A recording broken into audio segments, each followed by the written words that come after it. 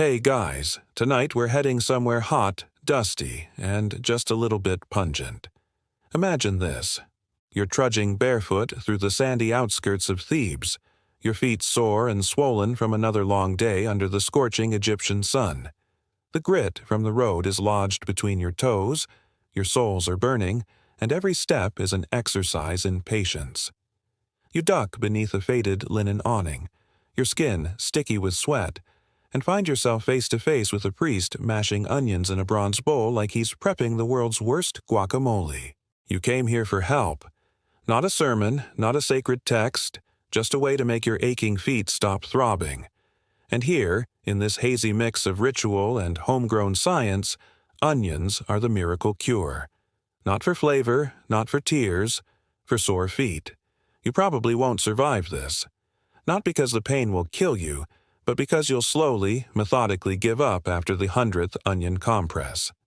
So, before you get comfortable, take a moment to like the video and subscribe, but only if you genuinely enjoy what I do here. And hey, drop your location and what time it is for you right now in the comments. I love seeing where you're listening from. Now, dim the lights, maybe turn on a fan for that soft background hum, and let's ease into tonight's journey together. You take a breath, a deep one, which you immediately regret. The temple clinic smells like 10 years of uncooked soup and athlete's foot. Somewhere incense burns, but it's barely masking the layers of mildew, animal hide, and, yes, onion. The priest beckons you forward. His robes are stiff with dust. He gestures for you to sit on a woven mat that crackles with age. You're not entirely sure it's clean. Your feet are throbbing, left more than right, and you'd rather not walk to the next town just to find a healer with a less aggressive scent profile. So, you stay. As he begins his ritual, you try not to flinch. His fingers are rough, calloused, but careful. He peels the onions one by one, chanting something rhythmic, as though onions themselves demand respect. He mixes them with what might be honey, or maybe thick oil. Either way, it goes directly on your foot, and it's cold, weirdly cold, shockingly effective. Historians still argue whether the ancient Egyptians understood the antimicrobial properties of onions, or if they just guessed until something stopped the foot from falling off. Either way, it's working. You don't say it out loud. You're not ready to give him that satisfaction. Still, it's fascinating. This deeply held belief that onions could draw out illness. The theory was that their strong scent and layered form could pull disease from the body. Magical thinking? Probably, but when your heel feels like it's been chewed by a desert jackal, you're not picky. The temple, with its cracked sandstone pillars and flaking wall paintings, has long been a center of healing. Beside you, a woman moans softly as another priest tends to her knees with a strange-smelling salve. You glance around. No one looks particularly surprised by the fact that most of the patients here are slathered in what could pass for a farmer's market salad. Outside, the Nile glistens under the fading sun. Palm trees sway lazily. The only things in this land less stressed than you. A breeze wafts through the temple entrance, pushing the onion fumes into new corners of the room. And yet, there's peace here. Slow, methodical peace. Like the world outside doesn't really matter when your feet are being wrapped in warm linen, soaked in sweet, bitter pulp. One of the lesser-known texts, the Edwin Smith Papyrus, possibly, mentions feet and treatments in coded lines. Some think these are metaphors. Others believe they're actual recipes for pain relief. The line between magic and medicine? About as thin as your patience when the second priest offers you raw garlic just to chew on while you wait. A small boy watches you. He's clearly someone's apprentice, holding a tray of herbs and roots like he's got the answer to life tucked under his armpit. He sniffs the air, winces, and scoots further down the columned hall. Smart kid. And you wonder, how did we get here? How did humanity, with all its invention and grand monuments, decide that onions were the cure for sore, tired feet? Not mint, not lavender, not a proper bath, just onions. Turns out they were considered sacred. used in offerings, burials, and, yes, medicine. Their shape, with endless concentric rings, symbolized eternity. Their scent? Strong enough to wake the dead, or at least keep your sandals from rotting through. A quirky little footnote in history: ancient Egyptian athletes, yes, they had those, were believed to eat onions for strength and stamina. Not so different from modern gym bros with protein shakes, just smellier. There's also evidence that soldiers were given onions and garlic as part of their rations. Not just for eating, but for rubbing onto wounds, tired muscles, and, you guessed it, aching feet. The battlefield wasn't the only place your toes could betray you. Of course, not every historian agrees. Some believe the medicinal uses were overstated, that what we interpret as healing might have been symbolic, spiritual. Others point out that onions were one of the few things that could grow semi-reliably near the Nile's edge, so maybe they were just using what they had. Still, there's something oddly comforting in the repetition of it. The peeling, the chopping, the pressing.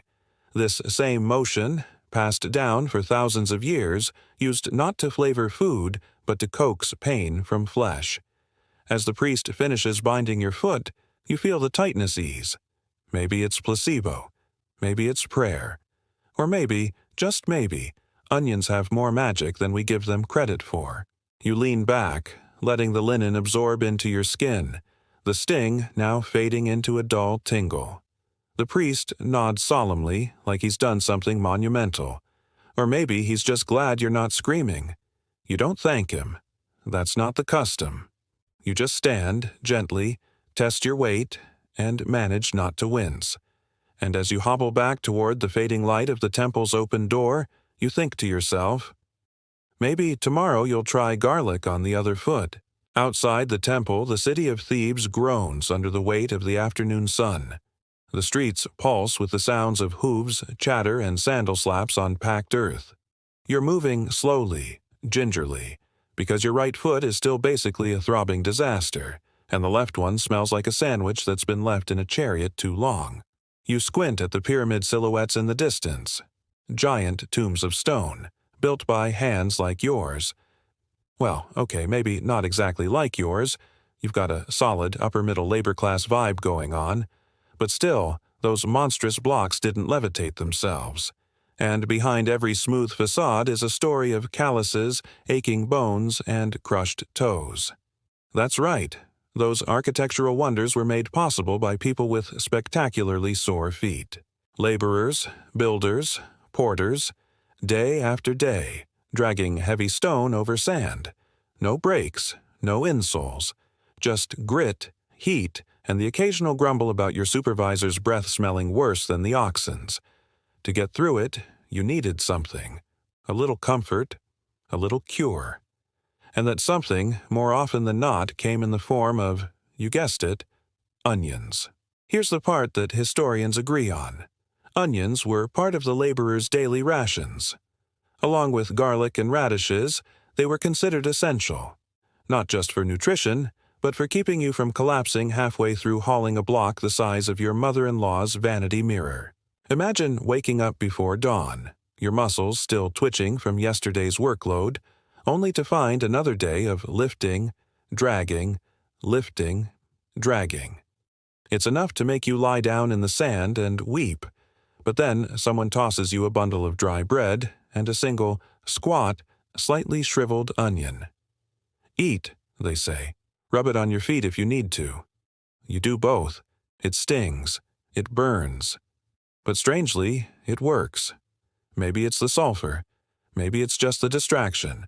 But your joints unlock slightly, and you trudge forward. One particularly odd account, possibly exaggerated but deliciously weird, suggests that onion poultices were sometimes heated with sun-warmed dung. You smear the mixture over aching soles and wait as the sun does the rest. Effective? Maybe. Sanitary. We're going to vote, probably not. Still, the practice persisted. You can almost hear the conversations around the quarry fire. Thutmose swears by it, said his foot hasn't twitched since last moon. Yeah, well, Thutmose also swore a cat was his uncle. I'm not convinced. And yet, when your feet swell up like puffed lotus bulbs, you'll try anything.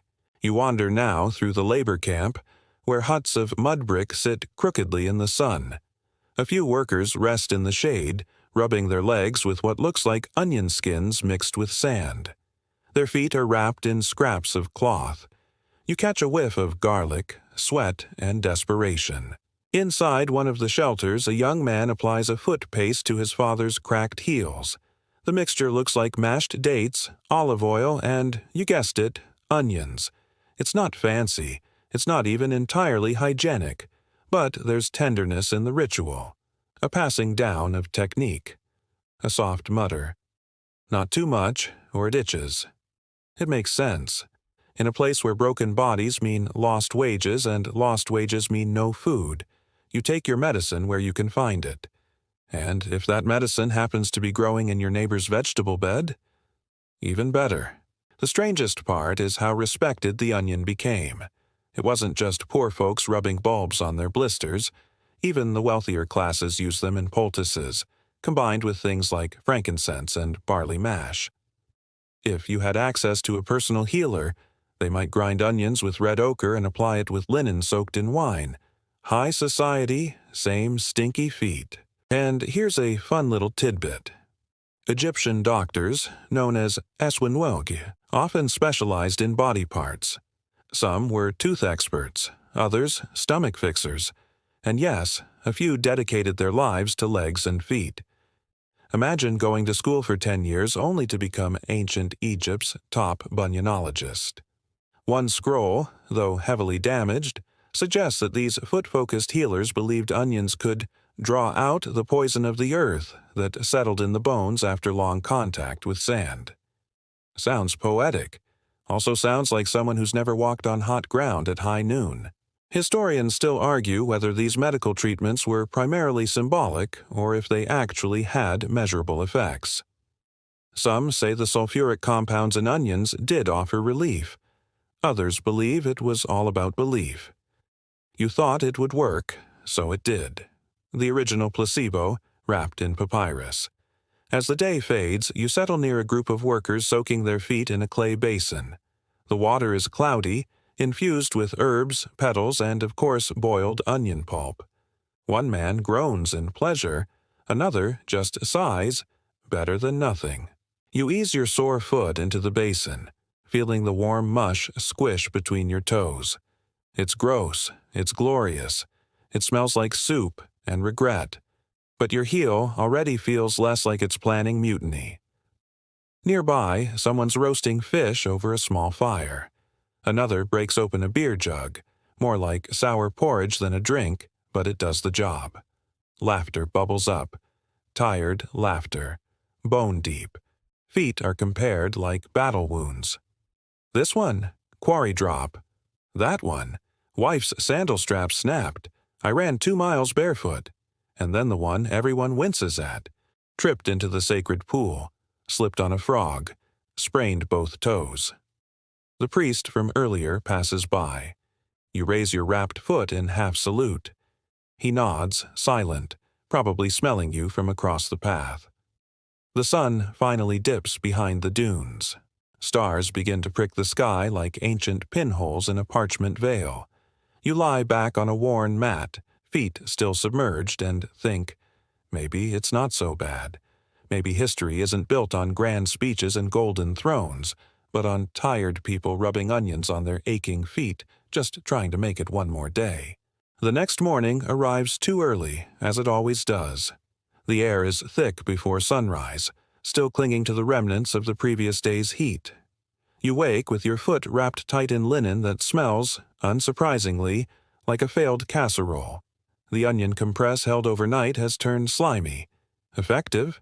Who knows? Dignified? Not in the slightest. You shuffle outside, stretching sore limbs and wincing as you test your weight. Not bad, not miraculous, but hey, both feet are still attached, and that's a win in ancient Egypt. Today's agenda isn't hauling stone or soaking blisters. No, today you've got a very different job, making offerings at the temple. the kind that involve balancing woven baskets on your head and not asking too many questions about why the gods seem to love leeks. The temple looms ahead, ornate and silent, its walls towering like judgmental relatives. You pass two towering statues, eyes fixed forward, unmoving, and enter the cooler shade of the colonnade. Columns carved with hieroglyphs cast long, narrow shadows over your path. Every footstep echoes, almost accusingly. You've brought the standard fare: grain, incense, a small jug of beer.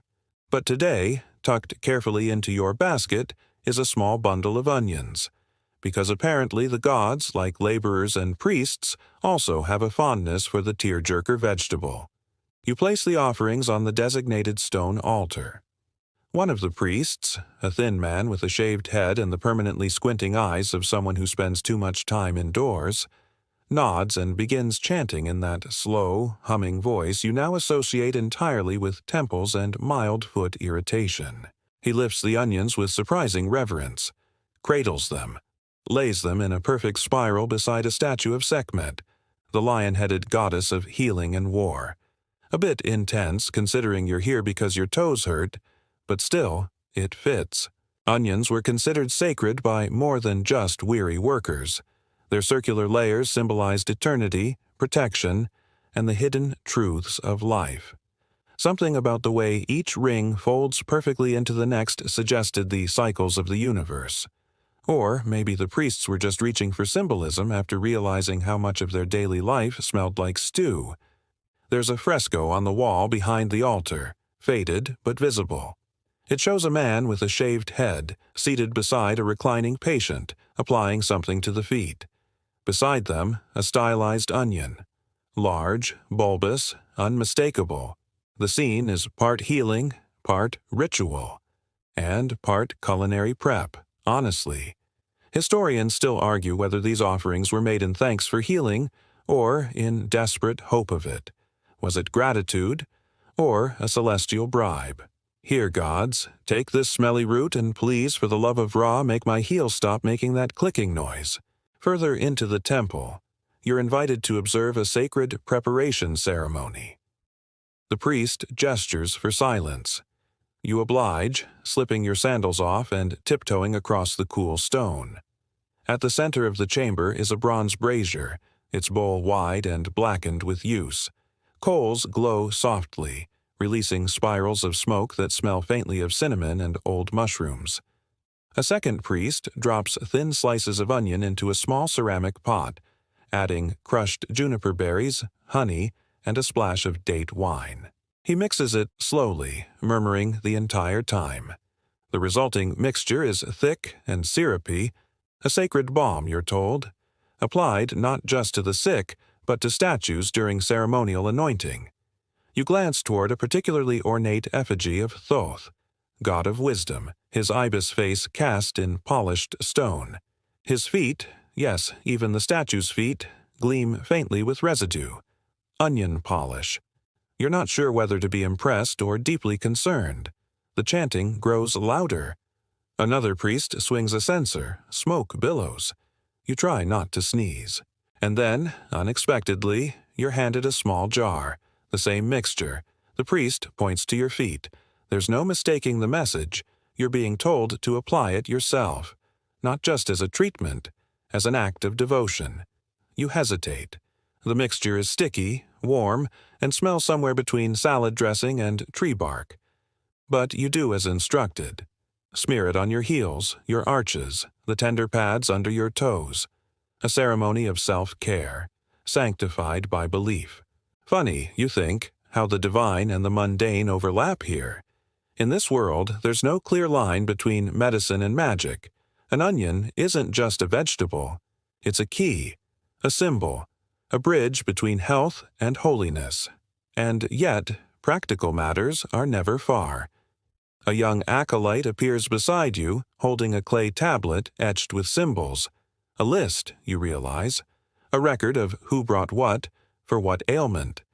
Onion offerings marked with tiny concentric circles. Your name, scratched beside them. Somewhere between a prayer log and a patient chart. As you leave the chamber, your feet sticky and shining faintly in the torchlight, you pass through another hallway lined with statues. The gods here are quieter, more obscure, minor deities of footpaths, doorways, thresholds. You wonder if any of them specialized in ankles. A plaque carved into the stone depicts a myth. It's faint, hard to decipher, but the imagery is clear enough. A man wanders the desert, cursed with painful feet. He stumbles upon a field of wild onions, eats one, and falls asleep. In his dream, the gods grant him healing. When he wakes, he can walk again. No pain, no stiffness, just steps, light and free. You chuckle softly. Even in myth, foot pain gets a redemption arc. And here's the best part. Onions weren't just used in religious offerings. They were actually planted around temples in neatly arranged gardens, tended by priests, harvested during specific lunar phases. There was timing to it, ritual, a belief that certain nights gave the plant stronger powers. Fringe, definitely, but oddly comforting in its thoroughness. You step back into the daylight, blinking against the sun. The world feels louder out here, brighter. The smell of incense fades, replaced by fish markets and tannery runoff. But your feet feel okay. Not great. Not fresh from the box sandal new. But okay, and that's something. You turn one last time to look at the temple, onion jar still warm in your hand, and think, for something so humble, this bulb sure gets around. The air outside the temple shifts as mid-morning settles over the city, golden light bouncing off sun-bleached walls and shimmering cobblestones. You can feel the heat beginning to build already, an invisible tide lapping at your ankles, threatening to rise to your eyebrows by noon, and as you limp gently toward the market square, the jar of onion balm tucked under your arm, you realize something mildly horrifying. You're not the only one hobbling. Everywhere you look, vendors, bricklayers, guards, people are limping, wobbling, or outright squatting in the shade, massaging their arches like it's a full-time job. The city, beneath its glory and grandeur, is teeming with sore feet. This isn't just a personal affliction. It's an epidemic. You duck under a makeshift awning where an elderly woman sits surrounded by tiny glass vials and cracked ceramic bowls. Her hands are stained with something orange. Turmeric? Crushed insects? Honestly, it's best not to ask. She grins at you with 3 teeth and gestures to your feet without a word. You wiggle your toes in response. It's practically a language now, Egyptian Morse code for, "Help me, my souls are plotting my demise." She produces a paste from a tiny stone jar and points at the onion balm you've just received from the temple. Then she snorts. "Too soft," she mutters, "for baby feet." You raise an eyebrow. She opens her mixture and offers you a whiff. It's sharp, spicy, like someone tried to pickle fire. You recognize onion again, of course, but this version is mixed with garlic, vinegar, and something that smells suspiciously like ground-up lizard tail. You hesitate, but she's already grabbing your ankle. Her hands are firm, surprisingly strong, and her thumbs press into the arch of your foot with the authority of someone who's done this 1,000 times. "You work?" she asks. You nod. "Stones." She nods back. You need more bite. Onion, not enough. And there it is. A tiny crack in the onion's perfect veneer. Not a condemnation, just a reminder that even the miracle bulb has its limits. You sit quietly while she works, rubbing her potion into the skin like she's trying to argue with your tendons. It hurts. A lot. But there's something satisfying about it, like she's negotiating with the pain on your behalf. As she works, she tells you things. Stories. "Onion's been here longer than Pharaoh," she says. "Longer than pyramids. My mother say they grew wild before Nile had its name." Historians still argue whether onions were domesticated in Egypt or merely adopted enthusiastically from wild strains nearby. Some say they were first cultivated in the deserts to the east. Others believe they were always here, just waiting for someone to bruise their foot badly enough to start rubbing vegetables on it. And then she tells you something. Odd. There's a village, she whispers, glancing side to side, though no one's close enough to hear. North of the Delta. Whole place walk without pain. Secret recipe. She taps the side of her nose. From onion gods. You blink. Onion gods? She shrugs. That's what they say. Came in a dream. Passed down. Only work for those who walk far. Now, is she making this up? Probably. But are you intrigued anyway? Oh, absolutely. The idea that somewhere out there a whole community just glides around barefoot on sand like smug, pain-free wizards? You'd sell your last sandal for a map. She finishes her treatment, wraps your foot in linen strips dabbed with a thinner version of her mix, and pats your ankle with finality. You walk better now. You stand carefully. The ache is still there, but dulled, massaged into submission. Your step is easier, and you give her a half-bow in gratitude. She waves you off with a grunt. Back in the market, the stalls are bustling. You drift past baskets of lentils, fish wrapped in papyrus, and more onions than you've ever seen in one place. Red ones, yellow ones, sweet ones the size of your fist. They're stacked like offerings to the god of foot poultices. And here's the kicker. Onions weren't just eaten or rubbed on feet. Some vendors are selling them like talismans. Braided necklaces of tiny bulbs hang beside amulets shaped like ankhs and tiny cats. You watch a young woman purchase one of the onion necklaces and drape it around her neck with a proud smile.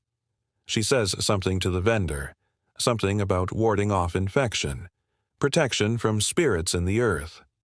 Again, the lines blur. Medicine, magic, and superstition swirl together like wine in a shallow cup. One seller offers you a discount on a sacred bulb, allegedly harvested under the last full moon and infused with the breath of Osiris. You pass, but only barely. Historians still argue whether these rituals had any basis in health or if they were just early marketing ploys. After all, if you're going to rub something on your foot, wouldn't you rather it be mystical? You pause at a stall where a young man is pressing flatbread around caramelized onions and goat cheese. The smell is divine. He notices your limp and hands you a small triangle with a wink. For the pain, he says. You chew thoughtfully. It doesn't cure your foot, but your soul feels significantly better. Nearby, two scribes are arguing about a passage from an old medical papyrus. One insists it refers to a disease caused by overuse of the foot tendons, while the other says it's metaphorical, about walking the wrong path in life. They both cite onions as the recommended treatment. Of course they do. You're left wondering, maybe everything in Egypt is ultimately about onions. You meander toward the edge of the market where entertainers gather. Jugglers, acrobats, and musicians banging out syncopated rhythms on drums. One performer walks a tightrope barefoot, landing gracefully despite the rope's thickness. After a flawless landing, he lifts his foot and proudly shows off a thick, crusty layer of, onion paste. "You think I do this on raw skin?" he calls out. "I'm not suicidal." The crowd laughs, and so do you. Because somehow, the stinky little bulb has followed you from temple to healer to street performer. It's medicine, it's magic, it's moisturizer, it's a meme. You sit on a low stone wall, watching the crowd swirl, your feet still tingling faintly from the old woman's treatment. You're tired, yes, but you're not in agony. And that, in this world, is almost the same as a miracle. By the time the afternoon sun starts to turn everything the color of warm copper, you found yourself far from the main city streets, on a dusty footpath that winds between low stone homes and fig trees that somehow thrive despite the abuse of the Egyptian climate. Your feet, though not perfect, are moving a little easier, whether from the priest's balm, the market healer's mystery salve, or just sheer mental commitment to pretending the pain is gone. You choose not to question it. Your destination today isn't a temple or a bustling square. It's something more hidden, a little more domestic, the workshop of a scribe. You arrive at a home barely distinguishable from the others, save for a narrow vertical banner outside. The fabric is marked with the eye of Horus and a stylized scroll, ancient Egypt's version of "open for business." You knock, and after a moment a young boy peeks out, squints at your dusty feet, and silently gestures you in. Inside, the air is cool and smells like ink, old parchment, and faintly, because of course, like onions.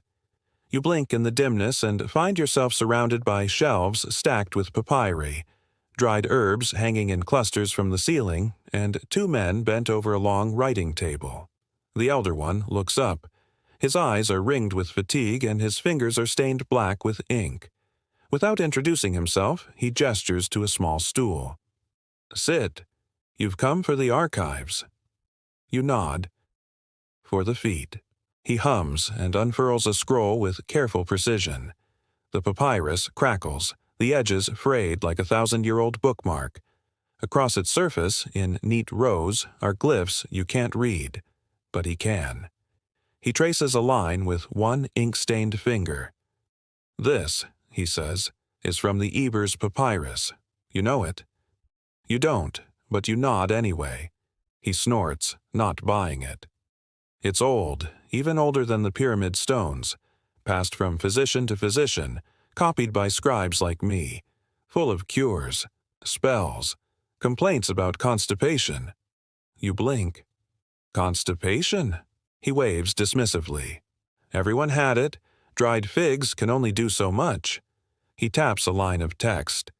"This one's for foot pain. It says, boil the onion with date syrup, crush with palm oil, rub while chanting words of healing."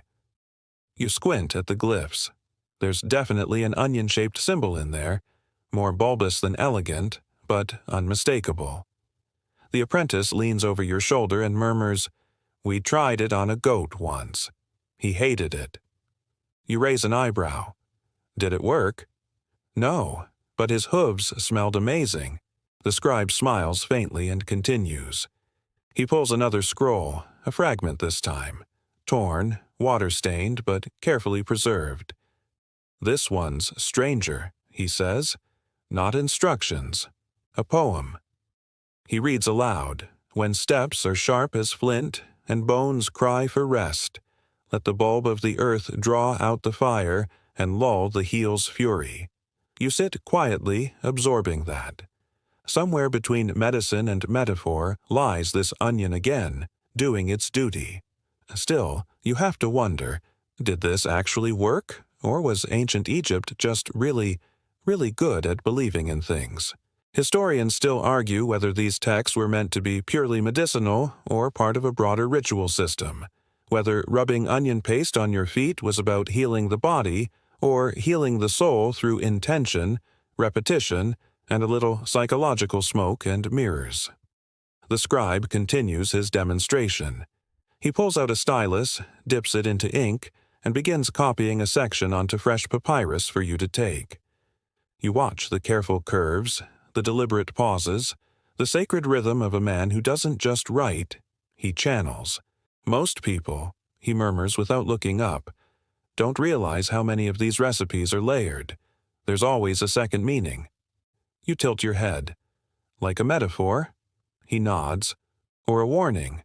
This one, about onions and foot swelling, it's also about humility. If you can't walk, you can't run from your problems. You face them. Deep stuff. For something scrawled beside a recipe for garlic paste. Before you leave, he hands you the copy, rolled and tied with a small bit of flax. "Don't sell it," he warns, "but if you lose the use of your feet again, at least you'll know which vegetables to blame." You step back outside, scroll in hand, and blink against the late afternoon glare. The sun has dipped just far enough to cast long, dramatic shadows over the buildings, as though the city itself is winding down. Your feet ache in that low, smoldering way again, but less angrily than before, like they've accepted their fate. You wander toward the canal, where water from the Nile cuts lazily through the edge of the city. Children splash in the shallows, and a few older folks sit on low stools with their feet soaking in the cool mud along the bank. You decide to join them. Removing your sandals, you ease into the water, which sends a pleasant shock through your body. The silt is soft, almost silky. Someone next to you is rubbing mashed onions into their heel while humming softly. You just smile and watch the sunset. A man nearby catches your glance. "Swelling?" he asks. You nod. He lifts a cloth bundle and unwraps, predictably, another onion. "These," he says, "they're like little healers. They remember where the pain goes. They pull it out." You chuckle. "You sure they're not just smelly vegetables?" "Same thing," he shrugs. "Sometimes you don't need miracles. Just something to believe in while your body rests." It's not profound, but it's true. You lean back on your hands, feet submerged, and listen to the soft hum of evening. Children giggling, someone shaking out a linen sheet, birds chirping their last squabble of the day. The city exhales, and so do you. And while the pain in your feet hasn't vanished, you realize something strange. You're starting to trust the process. Whether through medicine, myth, or the sheer comforting repetition of ritual, you're beginning to understand the real magic of onions in ancient Egypt. It's not just about what they did, it's about the world they were part of, the hands that harvested them, the temples that honored them, the scribes that wrote them into legend. You splash your toes once, let the water ripple around them, and feel, for the first time all day, that gentle, sleepy pull of rest. The night finds you drifting. You're walking again, but this time it's different. Not on cobblestones or along Nile bank mud. This is memory ground. A dream space where you retrace your day, but all the sharp edges are dulled, wrapped in linen and humming with ancient lullabies. There's no urgency now, no limping, just the gentle shuffle of your sandals on a dusted path leading nowhere in particular. And of course, because this is Egypt, and Egypt never forgets, there's an onion tucked into your satchel. You dream walk through narrow alleys and sleeping courtyards, your body following scents and flickers of light. You drift past an open window where someone is grinding something with a mortar and pestle. You don't even need to ask. It's onion-based. You can smell it in your spine, but this time, you're not looking for healing. You're looking for how it all started. So you follow the trail backward, through memory, story, and whisper, and find yourself at the edge of the workers' quarter, just outside the scaffolding of a massive building site. Giant blocks rise like stacked dice in the moonlight. The pyramids don't exist yet, not entirely. You're in an older past, deeper still. Somewhere during the early dynasties, when laborers first began murmuring about how their heels cracked open from the heat. A foreman barks orders in a voice rough as gravel. You hear curses, the clatter of tools, the unmistakable sound of someone dropping a chisel onto their foot. The worker limps toward a cart parked nearby, opens a basket, and pulls out what looks like a roasted onion. He bites into it, chews, spits a piece into his hand, and rubs it directly onto the bruised skin. You wince, not sure if this is medicine or some form of workplace hazing. But the man seems to know what he's doing. He wraps the area with cloth, cinches it tight, and gets back to work. This, you realize, is the origin story of Egyptian podiatry. Not in temples, not in scrolls, but in dirt, in the calloused palms of men who didn't have the luxury of waiting for a priest's incantation. It wasn't spiritual. It was survival. Historians still argue whether such treatments were discovered through experimentation, religious instruction, or accidental brilliance. But you suspect it was desperation, because when you're lifting limestone in the sun for 13 hours straight, the bar for innovation gets set somewhere between probably edible and didn't make me scream. And onions? They were abundant. They grew easily, lasted long, and, blessedly, didn't require refrigeration. In a world where most things could turn foul within a day, onions held their ground. The dream shifts again. Now you're not with the builders. You're with the farmers, people whose entire lives revolved around cycles, planting, waiting, harvesting, drying. You watch an older man slice onions thin and leave them out in the sun to dry, then grind the flakes into powder. He pours it into small clay jars and seals them with wax. He hands one to a woman with a limp. She nods in thanks, takes off her sandal, and dabs the powder onto her heel using a damp cloth. Not a word is exchanged. Here, the medicine is passed on like bread. No drama, no ceremony, just understanding. A local legend says onion paste kept the gods from entering through the soles of your feet. That's how sacred your steps were. Another tale claims onion eaters could walk across burning sand without harm. That one's clearly exaggerated. Probably. But still, you find yourself imagining it. A city of people who believed so much in this simple bulb that they gave it powers. Physical, spiritual, culinary, the perfect trifecta. And maybe it worked not because onions are miraculous, but because believing in something, however small, gave tired people a sliver of control. You blink, and the dream bends again. Now you're in a noblewoman's chamber, silks, perfumes, a bored-looking servant gently massaging her feet with a concoction made of onions, beeswax, and crushed lotus. She looks unimpressed, but when he hits a pressure point, her eyes flutter closed. Even the rich get sore feet, you note, probably from standing around in ceremonial sandals pretending they don't sweat. The servant hums softly, a song you recognize from the canal, the one the old man was humming while rubbing his heels. You're beginning to suspect this lullaby has been following you all day, hiding in voices, breezes, and foot massages. And maybe that's what this whole thing is about. The story of the onion isn't a straight line, it's a spiral. A bulb layered like memory, used in ways that mirror every layer of society. From farmer to priest to princess, they all found something inside that plant worth trusting. The dream deepens, slows. You now find yourself beneath a starlit sky, lying on a woven mat on the roof of a house. Below you, someone is crushing garlic and onion together. The smell wafts up like incense for the practical-minded. Your feet are clean, wrapped, no longer aching. It's not a cure. It's a pause, a breather, a moment to let the body reset before tomorrow does its worst. You stare up at Orion's belt, remembering how ancient Egyptians saw it as the soul path of Osiris. They believed that when you died, your spirit passed through those stars. Maybe that's why they took care of their feet so obsessively. Not just for walking the Nile, but for walking eternity. Your eyes grow heavy, and the dream softens at the edges.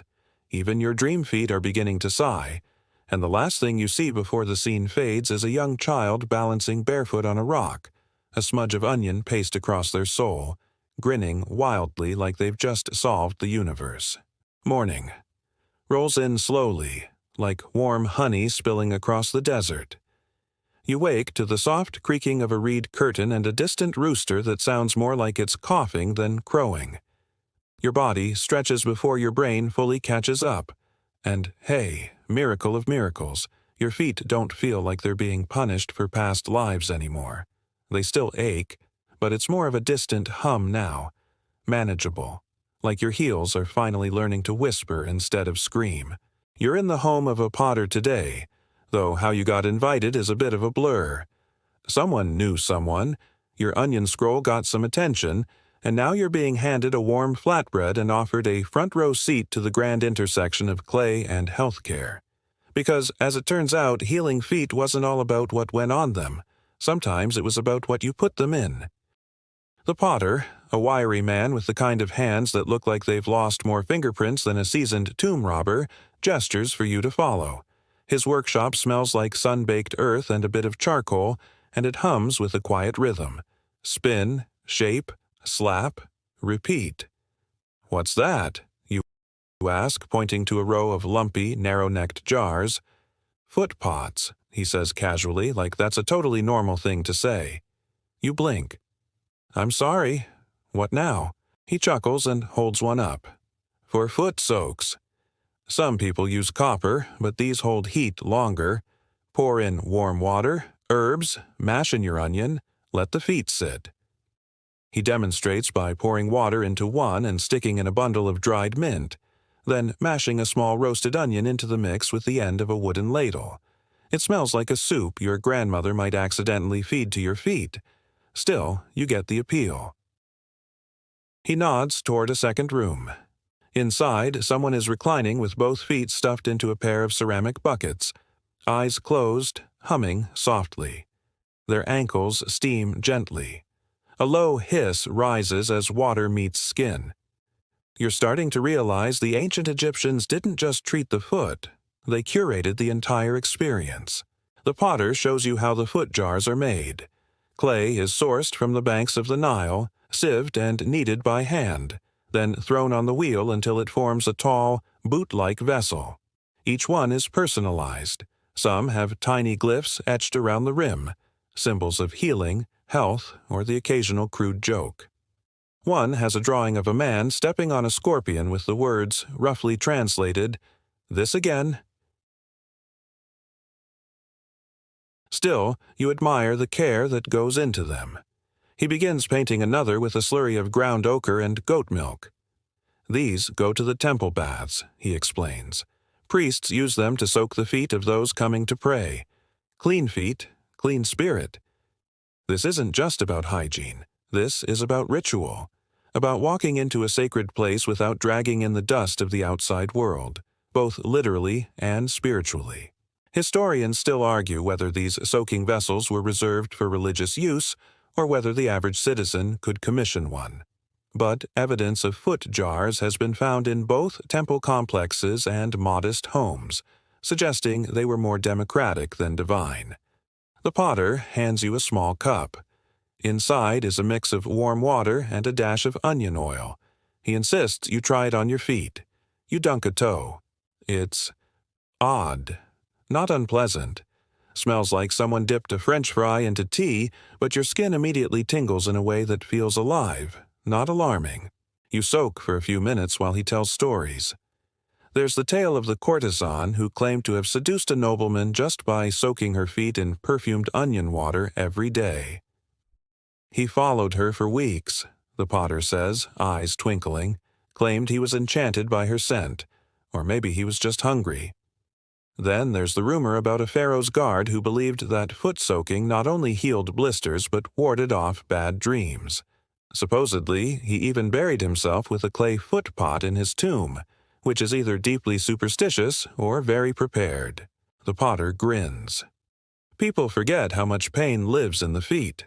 We walk through our whole lives on them, then act surprised when they talk back. It's a poetic way to think about it. And suddenly, all the strange elements from the last few days, onion pastes, scroll spells, muddy canals, massage chants, begin to click into place. The onion wasn't just a cure, it was a constant, a way of weaving the foot back into the story of the self. Egyptians didn't separate the sacred from the practical. They layered them, like onions. Obviously, by the time you leave the workshop, your skin is warm, soft, and slightly onion-scented. You don't even mind. You walk a little straighter. Your gait has an extra bounce, like your soles remember what it feels like to be tended to. You pass others on the street, and now you notice more. A woman pouring something into her sandals. A man rubbing crushed herbs into his heel while muttering under his breath. A child skipping barefoot. Onions dangling from a cord around their waist like charms. This city is full of feet, and everyone's doing something to keep them going. Because in a place where life demands you stand tall, walk far, and dance occasionally in a festival parade, your feet are not just body parts. They're instruments, anchors, messengers. And if a humble onion can keep them singing, why not?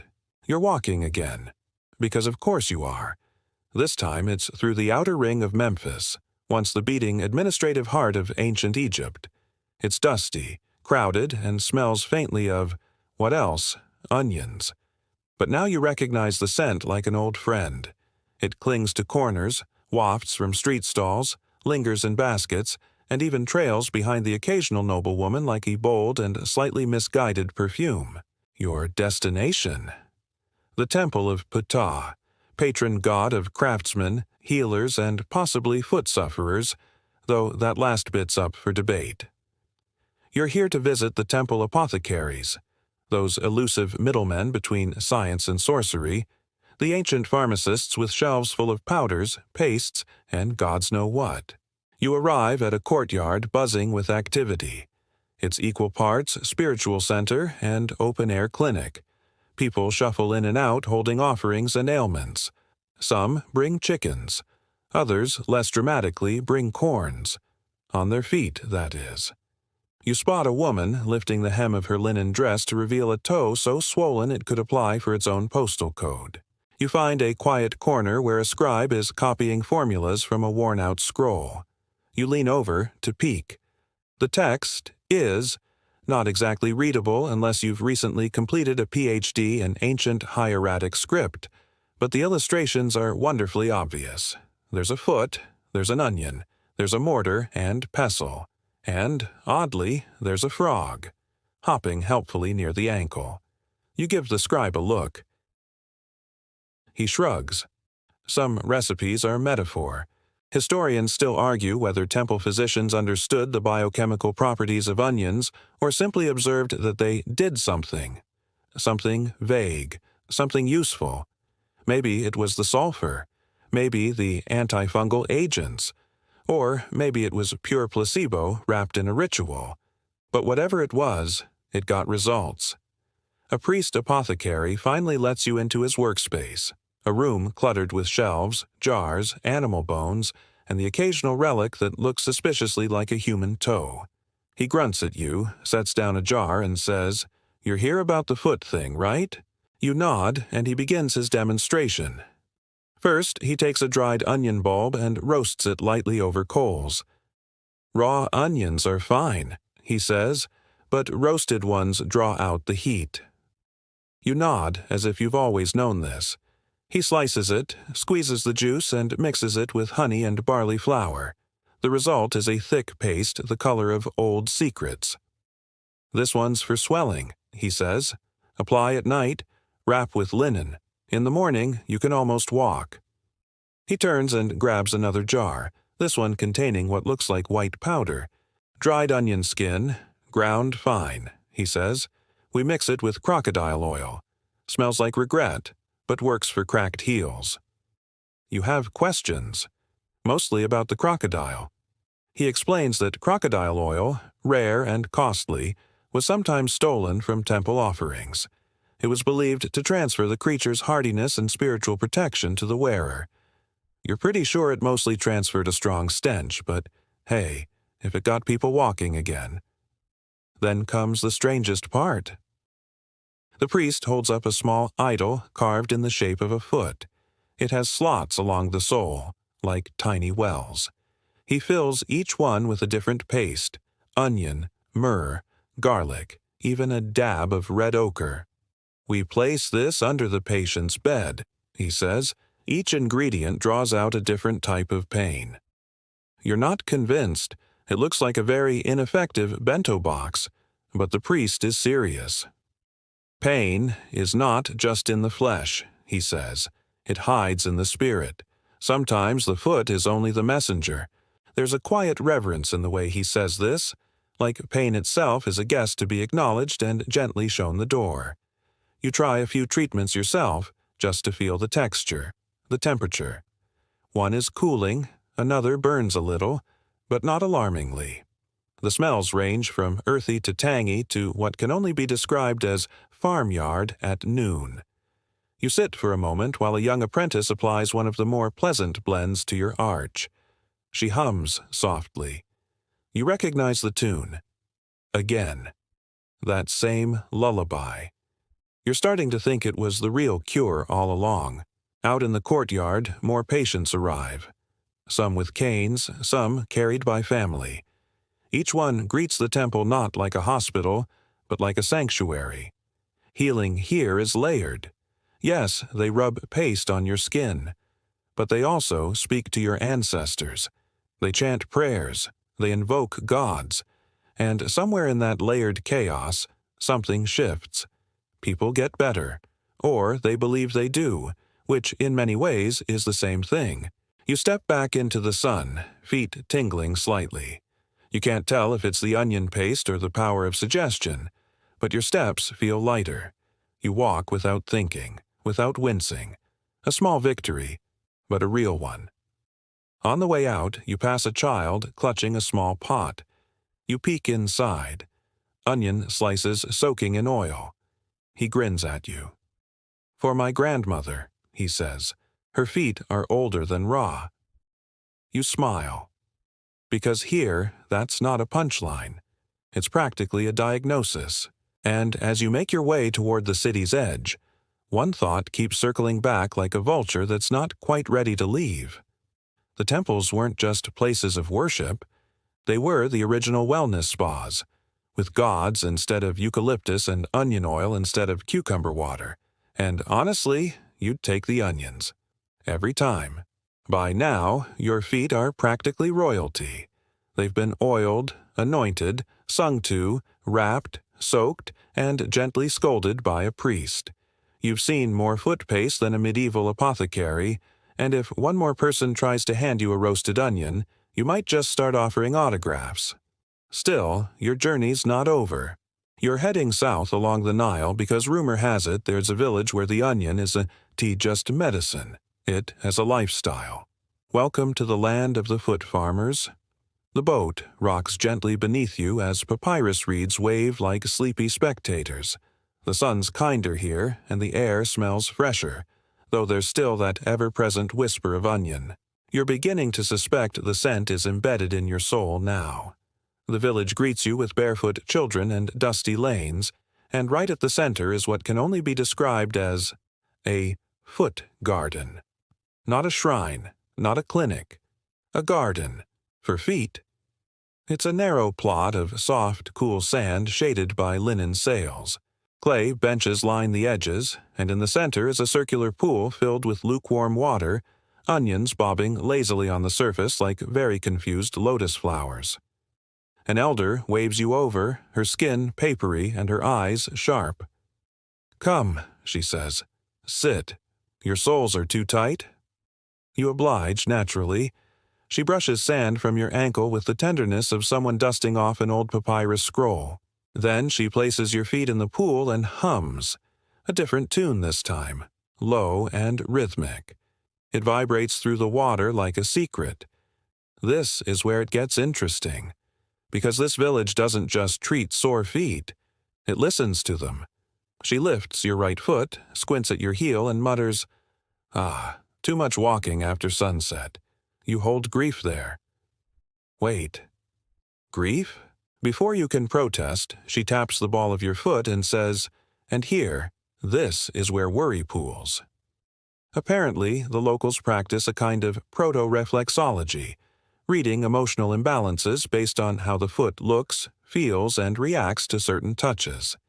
It's not science, not as we know it, but there's a quiet system to it. A logic born of centuries of dusty roads and aching arches. Historians still argue whether this practice was widespread or unique to specific regions. No formal papyri record it, but fragments of glyphs hint at the idea that the foot bears the soul's weight. Interpret that how you will. Your elder guide, who insists you call her Auntie Onion, by the way, begins massaging a warm onion poultice into your arches. "The onion pulls," she says. "It draws out the heat, the sorrow, the rot." You're not sure if she's talking about tendinitis or emotional baggage, but either way, your toes twitch in agreement. She explains that villagers here rotate foot duties. Some grow onions, some mix balms, others chant or apply pressure in special sequences. It's a community thing. One person's sore foot affects the whole. You can DT harvest millet or paddle a fishing canoe if your heel feels like it, as chewing on a wasp. A young boy runs up, giggling, and splashes his own feet into the pool. Auntie Onion grins. We start them early, barefoot until they can talk. You sip a lukewarm herbal drink made of crushed onion skin, fennel, and honey, surprisingly tolerable. Maybe you're just too relaxed to protest. Someone hands you a dried reed mat. Walk on this, they say. You step onto it and, ow. It's covered in smooth pebbles glued beneath the weave. But after a few tentative steps, you feel your weight shift, your posture adjust, and a strange lightness settle in. It's like your feet are waking up from a 1,000-year nap. The idea, apparently, is simple. Texture resets the nerves. By stimulating the soles with controlled discomfort, you awaken circulation and remind your body how to walk correctly. It's ancient acupuncture meets backyard DIY. And it works. Your mind drifts as your feet soak again. You think about your own world, orthotics, insoles, anti-fatigue mats. Maybe we're not so different. We just call things by fancier names. Here, it's onion and ritual. There, it's gel pads and ergonomic charts. But the goal is the same: to keep moving, to walk well, to live fully. Auntie Onion brings over a clay bowl and hands you a smoothed stick. Mash, she says. Inside the bowl are roasted onions, crushed dates, and a paste of fenugreek. For the elders, warms the blood, softens the heel. You mash obediently, like an apprentice in some barefoot Hogwarts. The scent is sweet and savory, and your hands start to feel oddly soothed, too. Later, the whole village gathers around a fire. Feet are propped, wrapped, or still soaking. People swap stories of long walks, pilgrimage journeys, old blisters that marked important days. Feet here are memory keepers. One man speaks of the time his feet bled during the harvest and how a neighbor carried him on his back while someone else rubbed onion juice into the wounds. "I still remember the smell," he says, "and the way my son laughed when I slipped." You laugh too, because this isn't just about pain, it's about being part of something, a collective that refuses to let anyone limp alone. Before bed, Auntie Onion gives you a small pouch. Inside, a dried onion slice, a bit of linen, and a sliver of polished stone. "Put it under your pillow," she says. "It will remind your feet to dream gently." You're not sure if that's a thing, but you tuck it into your sleeping mat anyway. Because here, the line between magic and medicine is so faint it might as well be drawn in sand. And tonight, you want your feet to dream too. The next morning, you wake with the faintest memory of a dream. Something about feet dancing on sand dunes, onions raining from the sky, and a very confused crocodile looking on. You smile, then carefully slip the dried onion pouch from under your pillow and tuck it into your satchel. You're headed back north now, to the bustling city of Thebes where the high priests and nobility reside. You imagine they probably consider foot ailments a poor person's problem, but you're about to find out that even in the grand palaces, onions have a role that's a bit less humble than you expected. As you enter the palace grounds, the marble and gold gleam in the sun like a vision from a dream. But you notice something immediately. The servants are carrying bowls filled with crushed onions and honey, not just for cooking. This is foot care for the upper class, an art form wrapped in luxury. A royal foot masseuse, a slender woman with hands like silk and nails painted red with henna, greets you. "Your feet have traveled far," she says, her voice a whisper. "Let us pamper them." You recline on a cushioned divan as she prepares a blend of onion juice, lotus flower oil, and a pinch of salt. She explains that the salt is for drawing out impurities, and the lotus for scent and softness. A royal upgrade to the humble onion paste you met earlier. Her fingers work gently, kneading and pressing the soles, paying special attention to the arch where tension often lingers. "The foot tells the story of one's journey," she murmurs, "and even a pharaoh's feet tire." She tells you that many nobles refuse to walk barefoot or wear sandals, fearing dirt and disease. Instead, they rely on these treatments to keep their feet supple and ready for ceremonies or long processions. You imagine that under all the finery, even a pharaoh's feet get sore. Interestingly, some historians debate whether these luxurious treatments actually included onion or whether onions were mostly the medicine of common folk. But evidence in tomb paintings and palace records suggests onions appeared in both high and low status remedies, a culinary and medicinal bridge across class. Your masseuse shares a quirky fact. It was believed that onions not only healed the foot, but protected against evil spirits that might enter through the soles, which is probably why they often left onion bulbs near doorways and under beds. You remember Auntie Onion's pouch from the village. Same idea, different scale. After the massage, your feet feel like they're floating. The scent of lotus and onion mingles in the air, an oddly comforting perfume. Before you leave, the masseuse slips a small vial of onion essence into your hand. For travel weariness, she says with a smile, a drop under each foot before sleep. You pocket it carefully. As you walk through the palace gardens, you notice the path is lined with crushed onion petals and fragrant herbs, a subtle invitation to slow down and appreciate each step. You wonder if this gentle reminder might have helped kings and queens bear the weight of their crowns. You pass a statue of Hathor, goddess of music and joy, who is sometimes depicted with a garland of onions. The juxtaposition is amusing. Beauty and stench, elegance and pungency, perfectly Egyptian. The day wanes as you sit beside the Nile, feeling the pulse of a civilization that sees healing as both physical and spiritual. The onion, humble yet potent, threads through every layer of life, and as night falls, you realize that sore feet were never just a nuisance in ancient Egypt.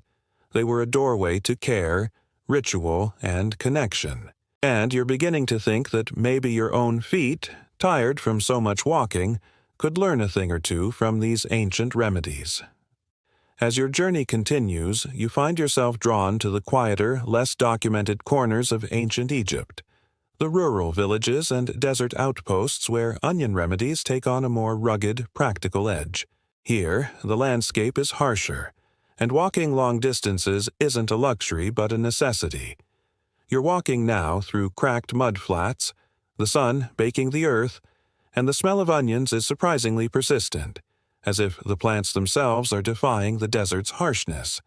You encounter a small group of nomadic herders, their feet dusty and cracked, but surprisingly agile. One of the women offers you a crude poultice made from onion, wild herbs, and crushed limestone. She insists you try it. The paste is gritty and smells pungent, but you apply it anyway. She tells you this mixture is a centuries-old remedy, passed down through generations, to heal not just sore feet, but to ward off infections from thorny desert plants and scorpion stings. What strikes you here is the resourcefulness of these people.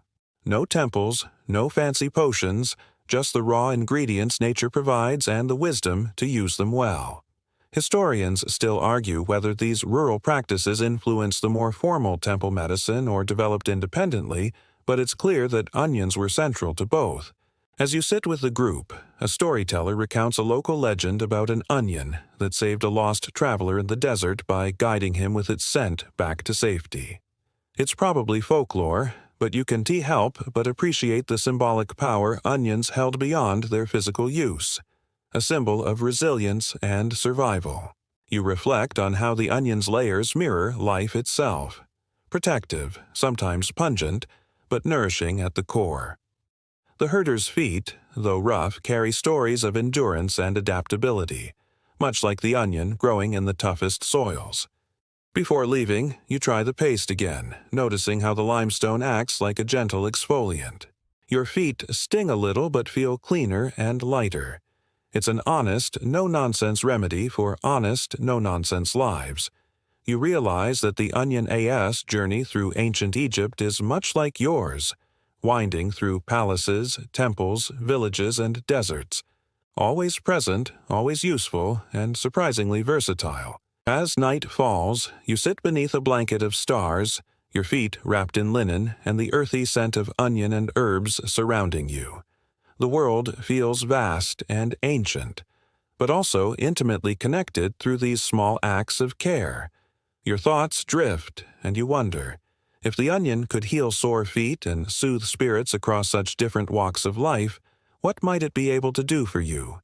Your journey nears its end as you find yourself at the edge of the Nile Delta, where the river fans out into a lush, fertile maze of waterways and islands. Here, life moves slowly, and the onion still reigns, not just as food or medicine, but as a cultural cornerstone, binding generations together. You watch fishermen mend their nets barefoot, villagers preparing onions for market, and children chasing each other with onion bulbs clutched like trophies. You pause by a small riverside shrine dedicated to Serkset, goddess of healing and protector against venomous bites. Beside her statue lies an offering, a bundle of onions wrapped in papyrus. You kneel, touching the cool stone, feeling the weight of centuries of belief and healing rituals resting here. In this final leg, you reflect on how onions were far more than a simple remedy for sore feet. They symbolized life's resilience, the cycles of birth and decay, and the delicate balance between the physical and spiritual. From temple apothecaries to village healers, from royal footbaths to desert nomads, the humble onion threaded a connection between body and soul. Historians still argue whether the true power of onions lay in their chemical properties or their place in ritual and symbolism. Perhaps it was both, a reminder that healing is as much about belief as biology. You think back to all the scents, textures, and sounds you've encountered. The sharp tang of onion juice, the soft rustle of linen wraps, the lullabies hummed to tired feet, the whispered prayers offered beneath the stars. And you realize how much of this ancient wisdom still whispers to us today. The importance of care, the need to slow down, to listen to our bodies and our spirits, to find comfort in simple, natural remedies, even if those remedies come with a bit of a bite. You take a deep breath, inhaling the familiar, earthy aroma one last time. Your feet, once sore and tired, now feel like they carry stories of healing, connection, and the quiet strength found in layers. As the sun dips below the horizon, you step forward, barefoot once more, ready to carry these lessons home. Wind down. Now, as you settle in for the night, your feet wrapped softly and your mind drifting gently, take a slow breath in and out. Feel the day's travels fade into a calm hush, like the gentle ripple of the Nile under a silver moon. The onion's scent lingers faintly, a reminder of journeys both ancient and personal. Imagine the cool touch of linen wraps, the soothing balm of honey and roasted bulbs melting away the day's burdens. Let your thoughts soften, your muscles relax, your spirit ease. There is peace in care, in connection, in the quiet rituals that have soothed weary feet across millennia. Tonight, let your own feet dream of soft sands, of tender hands, and of stories told beneath starlit skies. Rest now, knowing that you carry with you the wisdom of countless steps taken before, each one a step toward healing, toward gentle comfort, toward home. Sleep deeply and let tomorrow's footsteps be light. End of script. Sweet dreams.